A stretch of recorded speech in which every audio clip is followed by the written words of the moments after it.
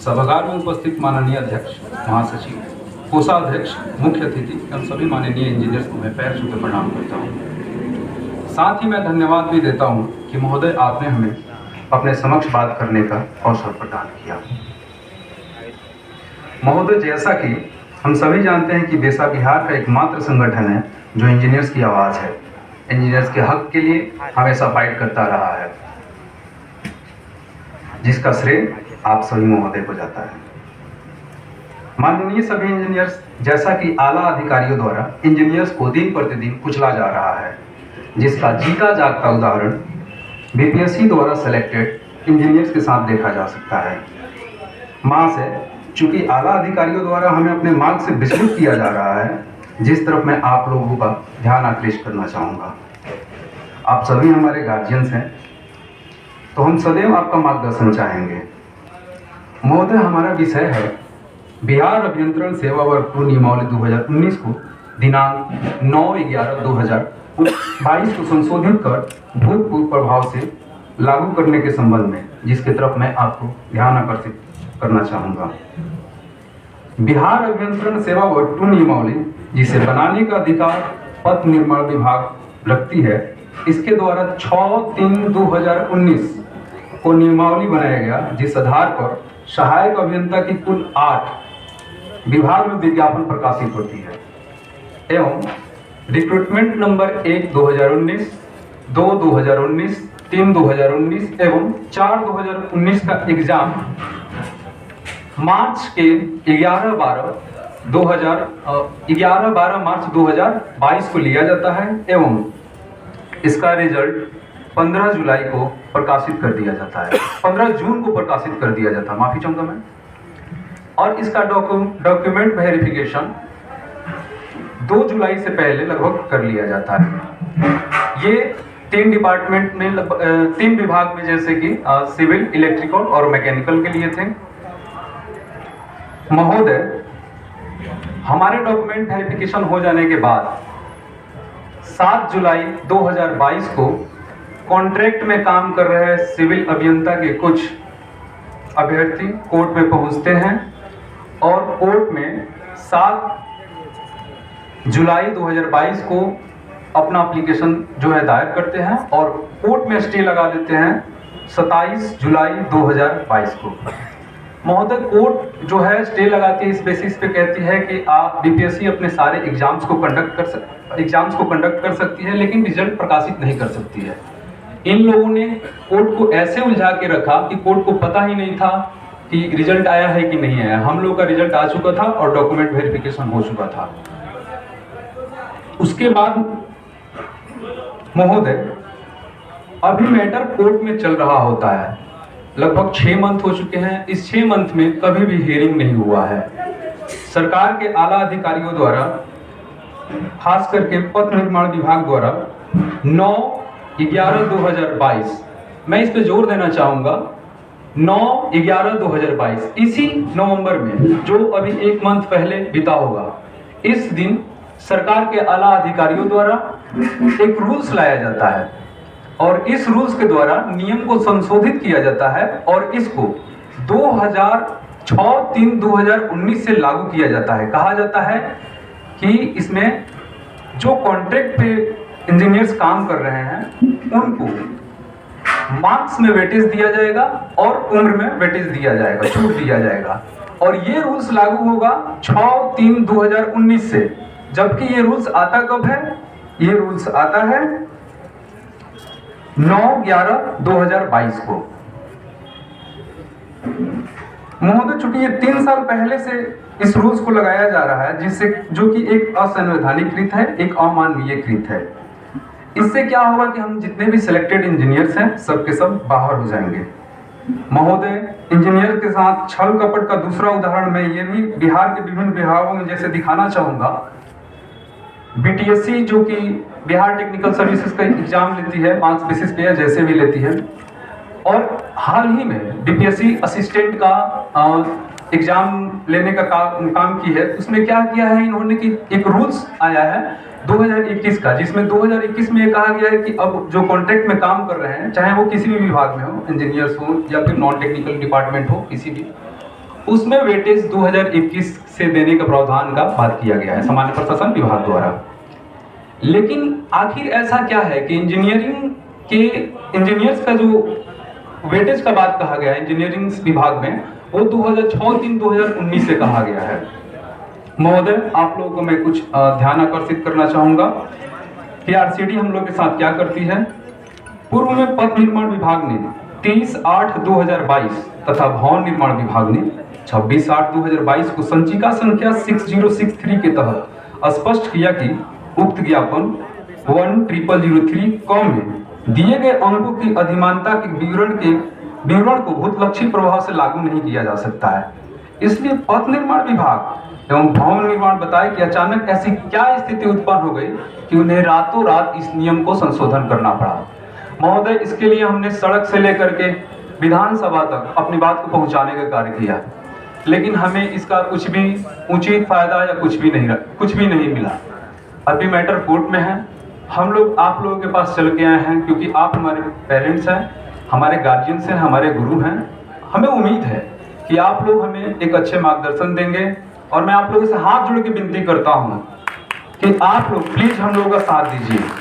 हम ये भरोसा दिलाते हैं कि जैसे अध्यक्ष महोदय ने बात को कहा, महासचिव महोदय ने इस बात को कहा कि सब इंजीनियर जुड़ नहीं रहे हैं, हमारा बस डेफिनेटली इसमें जुड़ेगा। और एक आप लोगों ने जो मुकाम को हासिल किया है, हम उससे बेहतर तो नहीं कर सकते, लेकिन आपने जो बेहतरी किया है उस बेहतरी को हम कंटिन्यू करना चाहेंगे। इसके लिए मैं महोदय से कुछ कहना चाहूंगा कि हम लोग के ऊपर क्या एक मेंटल प्रेशर डेवलप हो रहा है। थोड़ा सा मैं 2 मिनट का समय लूंगा और बताना चाहूंगा कि क्या हुआ। अभी परसों ही मैंने व्हाट्सएप ग्रुप में देखा कि एक लड़की थी, उन्होंने मैसेज बहुत फॉर्मेट वे में किया था, उनका शादी टूट गया था। तो बहुत दुख हुआ। एक्चुअली मैं इस बात को क्यों आप लोगों के साथ समक्ष रख रहा हूँ, मेरा भी इसमें कुछ ऐसा ही फेनोमेनन डेवलप हुआ था, जो मैं थोड़ा सा 1 मिनट का समय लेकर के अपना बातों को रखना चाहूँगा। 15 जून को जब मेरा रिजल्ट आया तो मेरी भी शादी 18 तारीख को फिक्स हो गई थी, और मैंने ये सोचा था कि शादी के लिए कभी भी मैं जो लड़की वाले पार्टी है उनको कभी भी पैसे या कुछ भी के लिए मैंने अपने लाइफ का एक टारगेट रखा था कि मैं जॉब में चला जाऊंगा तो डेफिनेटली कोई पैसे या कोई गिफ्ट नहीं लूंगा। सब कुछ फिक्स हो गया, और इन 5 महीनों में चूंकि मैं एक लोअर मिडिल फैमिली क्लास से आता हूँ, डेफिनेटली हम सभी उसी कोई मिडिल फैमिली क्लास से हैं, कोई लोअर मिडिल फैमिली क्लास से हैं, लेकिन जो मेरी शादी तय हुई थी वो मेरे माँ बाप के द्वारा हुई थी, तो वो थोड़ा अपर मिडिल फैमिली क्लास के थे।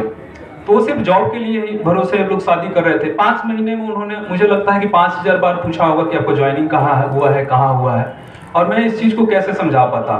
ना ही रिजल्ट में मेरा कहीं नाम है, और मेरे एडमिट कार्ड्स हैं, एडमिट कार्ड्स का नंबर, रिजल्ट का नंबर है, बस इतना ही कुछ है। तो ये शादी टूट गई। शादी टूट जाने के बाद से हम लोग गांव में रहते हैं, तो गांव में एक सामाजिक शोषण आप लोग देख ही सकते हैं। मुझे इसका कोई फर्क नहीं पड़ा, लेकिन जब भी मैं अपने माँ बाप के पास जाता हूँ, उनकी आंखों में देखता हूँ, तो मैं उन लोगों को जवाब नहीं दे पाता हूँ। और आज तक इस जवाब को मैं ढूंढता हूँ कि क्या इसका गुनहगार मैं हूँ, आप हैं, या फिर कॉन्ट्रैक्ट पे काम करने वाले इंजीनियर हैं। तो मुझे एक आंसर आता है कि डेफिनेटली कॉन्ट्रैक्ट पे काम करने वाले इंजीनियर हैं, जिन्होंने इंजीनियरिंग एसोसिएशन में इंजीनियर्स को शोषण करने का काम किया है। तो मैं यही कहूँगा कि जिस तरह से इंजीनियरिंग का जो ये अधिवेशन चल रहा है अभी, और इसमें जो सभी मेंबर्स हैं, हम लोग का जो यूनिटी है उसको दूषित करने का काम कुछ कॉन्ट्रेक्चुअल इंजीनियर द्वारा किया जा रहा है। मैं बेहद माफ़ी चाहूँगा अगर मेरी बातों से कुछ त्रुटि हुई होगी तो, और डेफिनेटली मैं चाहूँगा कि आप लोग हम लोग के मुद्दे को आगे बढ़ाएं, चूँकि एक क्रांतिकारी संगठन रहा है हमेशा से, और हम लोग आप लोग के बच्चे ही हैं, तो डेफिनेटली आप लोग हम लोग का मार्गदर्शन करेंगे। इसके लिए मैं बहुत बहुत धन्यवाद देता हूँ। Thank you.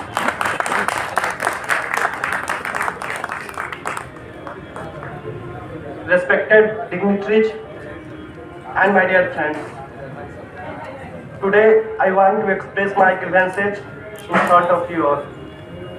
जब मैं आज सुबह आ रहा था तो 4 बजे सुबह में उठा था, तो मम्मी बोली कि कहाँ जा रहे हो, तो मैंने पूछा कि नीतीश कुमार से मिलने जा रहे हैं। तो उन्होंने सीधा बोला कि बात कराना मेरा नीतीश कुमार से।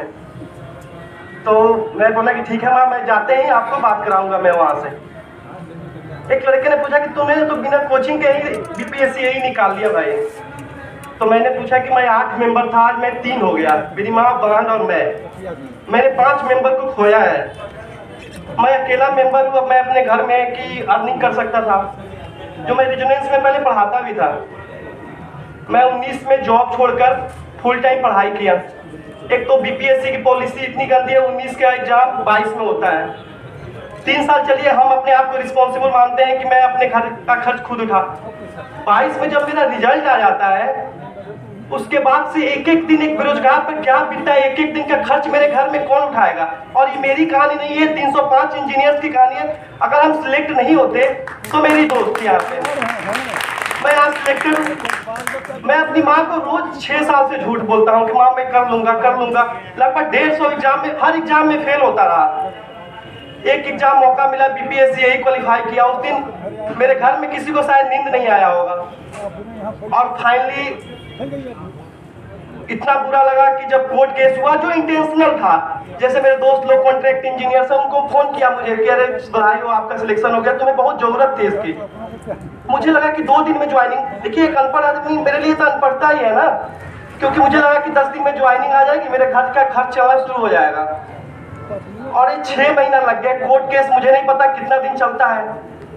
अगर अब ऐसा लगने लगा कि शायद सिलेक्ट नहीं होता तो मैं माँ बाप को ज्यादा सेवा कर पाता। पापा तो नहीं है इस दुनिया में, उनकी सपनों को पूरा करने के लिए मैंने जी जान लगाया और सिलेक्ट भी हुआ। मैं आप सबसे रिक्वेस्ट करता हूँ, आप सभी बहुत ज्यादा क्वालिफाइड हैं, मैं एक बहुत छोटा इंसान हूँ, मगर somehow I managed to just qualify this BPSC exam. मेरा कंसर्न ये है कि एक घर का काम करने वाला इंसान, जो मैं रोजी रोटी कमाता, जिससे मेरी घर का खर्च चलता, वो पढ़ाई करके बीपीएससी यही क्वालिफाई करता हो। कोर्ट में इंटेंशनली, कोर्ट में क्यों चले आते हैं इंटेंशनली? जब रिजल्ट फाइनल पब्लिश होने वाला था, उस दिन कोर्ट में मामला चला गया। तो जिसके घर में एक एक दिन मुश्किल से बीतता हो, उसके घर में 6 महीना ऐसे बीत जाए, उसको कैसा लगेगा? मेरी माँ सीधा बोली कि जाना और बात कराना। मैं बहुत डांटूंगा उन लोगों को। मैं बोला कि माँ जरूर बात कराऊंगा, डायरेक्ट नीतीश कुमार जी से आपका बात कराऊंगा। मैं रोज आज भी झूठ बोलूंगा जाके उनको, और पता नहीं कितने दिनों तक मुझे झूठ बोलना पड़ेगा। मैं आप सबसे रिक्वेस्ट करता हूं कि ये सर 125 मार्क्स बता रहे थे, ये जैसे वो 130 मार्क्स, 33 मार्क्स से शुरू करेंगे और हम 0 मार्क्स से शुरू करेंगे। 133 मार्क्स का भरपाई करना, एक इंजीनियर 2 मार्क्स का डिफरेंस से पूरा रिजल्ट भर जाता है। ये 133 मार्क्स का डिफरेंस तो कोई फुलफिल ही नहीं कर पाएगा। ये थोड़ा आइडियल कंडीशन, थोड़ा प्रैक्टिकल कंडीशन देखे। 133 मार्क्स का difference, this is a huge difference, आप खुद सोचिए। और हम कोई, मेरे घर में ना कोई ओवर क्वालिफाइड लोग हैं, हम लोग 3 आदमी हैं। सोचिए, मैं आप सबसे यही रिक्वेस्ट करता हूं कि एक एक दिन हम लोगों पर बहुत भारी पड़ रहा है। आप लोगों के हेल्प से ही हम लोग सफल हो पाएंगे, और शायद आप लोग इस बात को समझेंगे, क्योंकि आपके जनरेशन में भी कोई होगा जो आपको यहाँ तक पहुँचाया होगा, और शायद हम अपने जनरेशन में हम हुए हैं, तो शायद मेरी बातों को समझे। Thanks very much for giving me opportunity. I am very thankful to all the पेशा and the qualified persons. Thank you very much.